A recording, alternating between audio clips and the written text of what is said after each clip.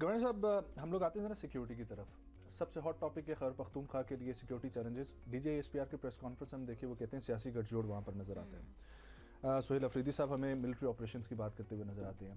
Ground realities کیا ہیں آپ ہمیں بتائیں ایز اے گورنر, آپ نے کیا آبزرو کیا 2025 میں خاص طور پر؟ دیکھیں میں کل خیبر گیا جو ابھی ایک بڑا ہی ہاٹ ٹاپک ہے یا چیزیں ہیں وادی تیرہ کا, وادی تیرہ کا, جو کہ سی ایم صاحب کال کا بھی. اور میں کل کیونکہ ہلال احمر کو میں خود ہر گورنر ہلال احمر کو دیکھتے رہے کریسنٹ کو, تو ہم نے کوئی 500 فیملیز میں وہاں پر کل ایک ڈسٹریبیوشن تھا تو میں اس کو مانیٹر کرنے گیا تھا.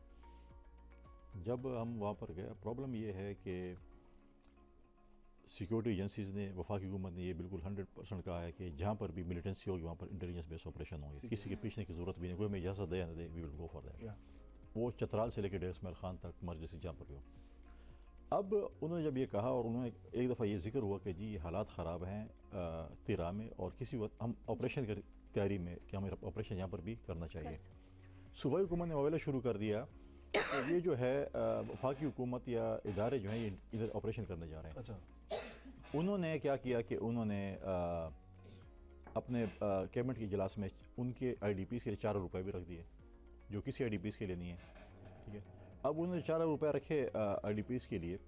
اب ان کو یہ تھا کہ یار اب بار بار کہنا کہ یہ آپریشن ہونے جا رہا ہے, آپریشن ہونے جا رہا ہے, آپریشن ہونے جا رہا ہے, تو لوگوں نے نقل مکانی شروع کر دی. کیسا نہ کہ آپریشن شروع کر دی. نارملی ویدر وائز لوگ موو کرتے ہیں 20% آف کمیونٹی جو ان کے پاپولیشن ہو گئی, اس وقت 60% آف کمیونٹی موو کر چکے ہیں.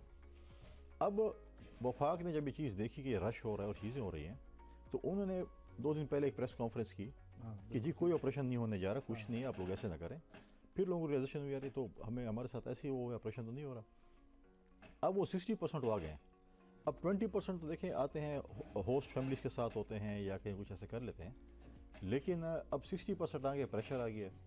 تو یہ چیزیں جو ہے اب جو رہ گئے ہیں وہ تو ہم نے تو کہا کہ آپ رہ جائیں, جو واپس جا سکتے ہیں وہ چلے جائیں. لیکن اس قسم کی مس انڈرسٹینڈنگ دیکھیں, پی ٹی آئی یہ کہتی ہے کہ آپ افغانستان سے بات چیت کریں, ٹھیک ہے, پی ٹی آئی یہ کہتی ہے کہ آپ ان لوگوں سے بات کریں جو کہ ریاست کے خلاف ہتھیار اٹھائے ہوئے ہیں. بالکل صحیح. وہ یہ کہتے ہیں کہ آپ جو آئین اور قانون کو پاکستان کو نہیں مانتا ان کے ساتھ بات کریں.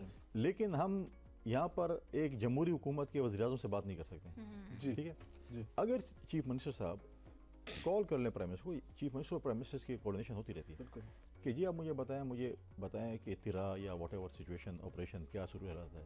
آج ہمارے صوبے میں گندم کا بحران ہے, ہم نے گندم پرچیز نہیں کیا اپنے ٹائم پہ. آج گندم مہنگی ہو چکی ہے جس کی وجہ سے آٹا اور روٹی مہنگی ہو چکی ہے. اگر آپ اب وہ یہ بھی بیانیہ بنا رہے ہیں کہ ہم وفاق کے خلاف ایک نفرت پیدا کریں تاکہ لوگ 8 فروری کو باہر نکلیں وفاق کے خلاف کہ دیکھیں گندم نہیں دے رہے میں. بھئی اگر آپ کو گندم کی شارٹیج آپ پرائم منسٹر کو فون کریں, آپ چیف منسٹر پنجاب کو یا چیف منسٹر سندھ کو فون کر کے مجھے گندم چاہیے اور آپ مہربانی کریں, ایک دوسرے کی سپورٹ کرتے رہتے ہیں. ہم اگر بجلی پیدا کرتے ہیں اور گیس اور تیل زیادہ مقدار میں پیدا کر رہے ہیں تو ہم ریسوں کو دے نہیں رہے, تو ان کو بھی چاہیے کہ فون کر لیتے. لیکن وہ کہتے ہیں کہ نہیں ہم نے اپنے بھائیوں سے باتیں نہیں کرنی لیکن دشمنوں سے بات کرنی, ان سے جا کے ہم نے باتیں کرنی ہے. مطلب یہ کون سا مطلب ہے کہ آپ کا وہ ہے.